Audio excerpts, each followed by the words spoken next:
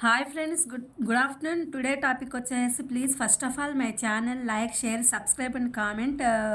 Today topic ఏంటంటే English medium chemistry అనేదాన్ని first year నేను అప్లోడ్ చేస్తున్నాను వీడియో. ఇంపార్టెంట్ క్వశ్చన్ ఇది.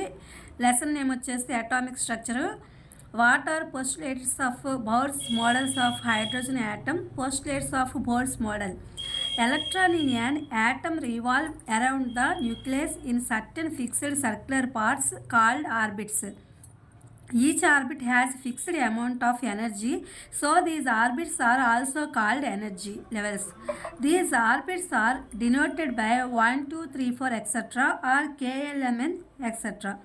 As long as an electron revolves around the nucleus in a fixed orbit, it does not emit or absorb energy, so these orbits are also called as stationary orbits. Angular momentum of revolving electron is quantized and is an integral multiple of h by 2 pi. Therefore mvr is equal to nh by 2 pi. Here m is equal to mass of electron, v is equal to velocity, r is equal to radius, and h is equal to Planck's. Energy is emitted or absorbed when electron jumps from the orbit to another orbit. The energy differences between two orbits is delta is equal to delta 2 minus delta 1 is equal to hv. Here E2 energy of the higher orbit, E1 energy of the lower orbit.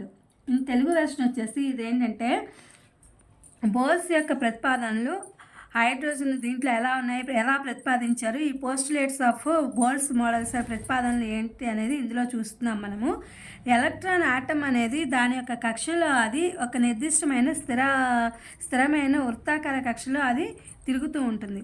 Each orbits has fixed amount of energy. ప్రతి orbit అంటే ప్రతి కక్షలో కూడా శక్తి అనేది ఉంటుంది. These orbits also called energy levels అనేవి వాటిల్లో ఉంటాయి. These orbits are denoted by, అంటే ఈ ఆర్బిట్స్ ఒకదాన్ని ఒకటి తీసుకునేటప్పుడు అది 1, 2, 3, 4 ఆర్ కేఎల్ఎం అనేవి అలా ఈ విధంగా సూచించబడతాయి. ఆ యొక్క ఆర్బిట్స్ యొక్క ఇవి ఈ విధంగా అనేవి సూచించబడతాయి. As long as electron revolves, అంటే ఆ యొక్క ఎలక్ట్రాన్ అనేది ఆ కేంద్రకం చుట్టూ తిరిగేటప్పుడు ఆ యొక్క స్థిర కక్షలో తిరుగుతున్నప్పుడు అందులో కొంతవరకు శక్తి అనేది విడుదలవుతుందన్నమాట.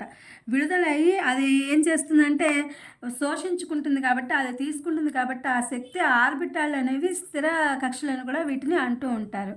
అలాగే ఇవి తిరిగేటటువంటి మూడ్స్ ఎలా ఉంటాయంటే ఎలక్ట్రాన్ యొక్క ఇవి కోణీయ మూమెంటం అనేది వీటిలో ఉంటుంది. ఇవి ఎలా ఉంటాయంటే h/2π ఇంటిగ్రల్గా ఉంటాయి. దీన్ని ఇప్పుడు మనకి ఇక్కడ ఏమి ఇచ్చాడంటే m అంటే మాస్, అంటే ఎలక్ట్రాన్ యొక్క ద్రవ్యరాశి. అలాగే v is equal to velocity. v అనే దాన్ని వెలాసిటీ అని చెప్పి వ్యాసార్థం అని చెప్పి ఇస్తున్నాడు. h అనేది ప్లాంక్ స్థిరాంకము.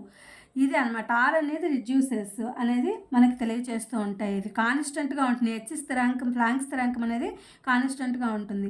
ఈ ఎనర్జీ ఎలక్ట్రాన్ అనేది ఒక కక్ష నుండి ఇంకో కక్షలోకి దూకినప్పుడు ఆ యొక్క ఆర్బిట్ అనేది వాటి యొక్క ఎనర్జీలో వాటి యొక్క శక్తిలో డిఫరెన్సెస్ అనేవి ఉంటాయి. అవి ఈ యొక్క ఫార్ములాని ఉపయోగించి delta is equal to E2 minus E1 is equal to hv. అంటే ఇక్కడ ఏంటంటే E2 అనేది ఎక్కువ శక్తి విడుదల చేస్తూ ఉంటుంది ఆర్బిట్లో. E2 అనేది ఎక్కువ శక్తిని కలిగి ఉంటుంది. E1 అనేది తక్కువ శక్తిని కలిగి ఉంటుంది అని చెప్పి తెలుగు వెర్షన్ అనమాట. ఇవి ఆ వాటిలో కక్షలో ఉన్నప్పుడు మాత్రం అవి ఎలాంటి శక్తిని విడుదల చేయవు.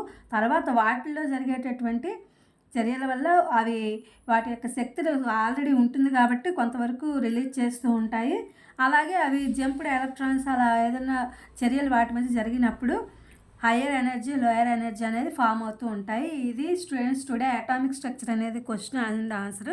ఇవి మీకు ఉపయోగపడతాయని చెప్పి అనుకుంటున్నాను. Please my channel like, share, subscribe and comment. Thank you for watching. Thank you for your support.